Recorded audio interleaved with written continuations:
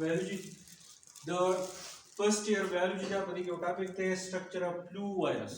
flu چې دی موږ ته وایو چې کله موږ ته یخني وشي نو زموږ د پوزې نجلې اکثر چې دی کړی وي موږ رومال اغوستی او موږ دا چل کوو چې خپله پوزه چې دی موږ پاک کوو. ټیک شو. اوس دا کوم بیماري چې راځي موږ د فلو وایو دا چې د کوم وایرس نه راځي نو هغې ته موږ وایو فلو وایرس یا ورته موږ وایو انفلوینزا وایرس.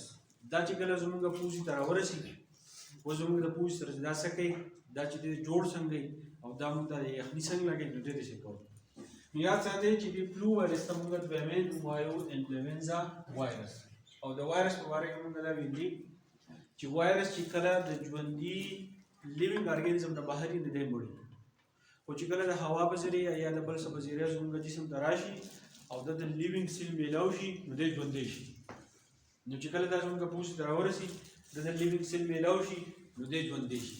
چې کله دی ژوندی شي نو بیا به موږ د دې اهمیت چې واقعي چې دا څه ته نو انفلوینزا کې اول دا خبره ده چې دا زموږ سره RNA وایرس دی. RNA وایرس موږ دې ته وایو د دې چې زموږ سره کوم هډ دی نو باید به زموږ سره یا DNA او یا به زموږ سره RNA. نو کم زیاتره وایرس چې دي نو هغه چې دي زموږ سره زیاتره چې دي هغه RNA وایرس دی. RNA وایرس دا دي چې په دې کې زموږ سره د RNA سنگل سټرینډ چې دی هغه موجود دي او دغه RNA دا چل کوي چې د لیوینګ سیل کې چې دنه کوم نیوکلیس دی که پای کې DNA دی یا RNA دی هغه خپل کنټرول کې چې دی هغه وایي. ټیک شو. نو ځکه موږ دې ته وایو RNA وایرس. او دا کوم RNA کوم وایرس چې دی په دې کې کوم کوډز دي نو دا جوړ دي د اډنین سایټوسین ګوانین او یوریسین. د دې چې کوم RNA دی نو دا موږ سره د څلور کوډونو نه جوړ دي.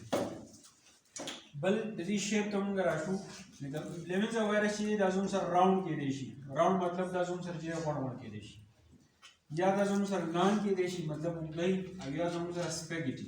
سپیګیټي مطلب دا دی کله چې موږ میچې پخې کوو نو د هغې چې کوم شکل جوړېږي نو هغه زموږ سره چې دی داسې. نو انفلوینزا وایرس چې دی دا زموږ سره په دریو شکلونو کې دی راوند لان او سپیګیټي. درې واړه چې دی خطرناک دي. کله زموږ پوزې ته ننوځي نو موږ ته چې دی یخني چې دی هغه جوړوي. بل د دې جینوم ته موږ راشو.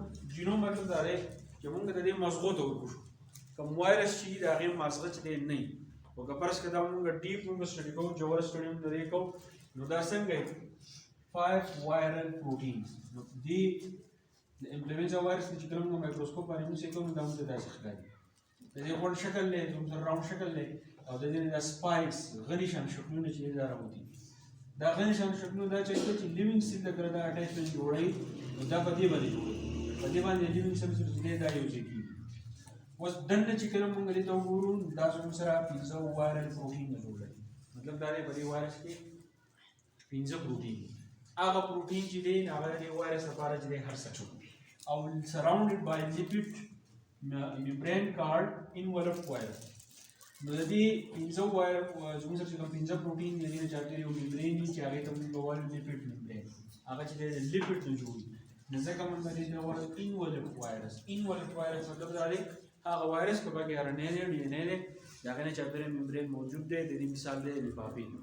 لفافه تاسو ورواله به کې دنه سکے دی نو دا قشان د دې نه چاپیریال چې لیپید ممبرین دی دا وایرل پروټین چې دی پټ کړی.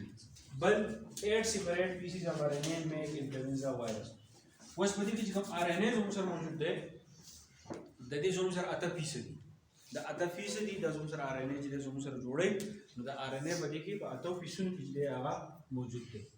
each piece specifies amino acid. فرض کړه دا زموږ سره RNA دی دا موږ 8% ته ډیوایډ کوو نو د هر یو پیس دا ځای چې دا زموږ سره جدا جدا امینو اسید چې دی نه هغه جوړي.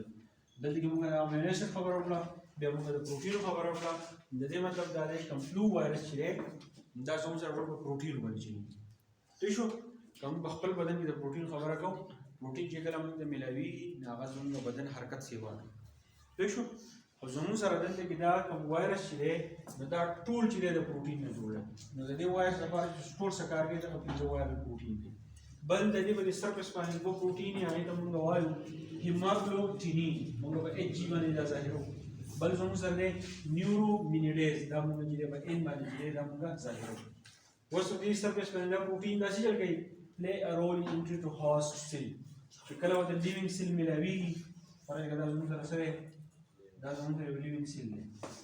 ٹھیک شو. اوس دا کوم وایرس چې دا زموږ سره راشي په دې باندې پاسه دلته کې دوه قسمه پروټین دي نو دا اول چې جوړېږي دا اول د دې سره چې اټیچمنٹ جوړوي او بیا چې دې ته ننوځي خپل ار ان اے چې دی هغه دننه کي یعنی چې دا چې والي په خپل کنټرول کوي افیکټ سری چې کله دا څنګه پوج درور شي موږ څه شي کوي پټي چې کله موږ یخني وایو نو هغه سره موږ تبر راځي موږ ستړي ویکنس کمزوري راځي سنیزي موږ چې رنجي کو چیست ډسکمفورټ زموږ چې کوم سینه ده هغه چې موږ بیا بېچینی چې دا موږ محسوسو او کف مطلب څه موږ چې ټوخي کوو اوس دا وایرس چې کله راشي د دې اسان علاج لري اوبه ګرمي کوي هغه ته پوزه ونیسي نو د اوبو تپ چې دی هغه زموږ د پوزې د لاړ شي د دې سره وایرس چې دی دا مري دا نه کوو نو د دې بیا اسان علاج دا دی تاسو اوبه ډېرې وڅښئ چې کله اوبه ډېرې وڅښئ نو زموږ په جسم کې یو قسم سیلز دي چې هغې ته ویل کېږي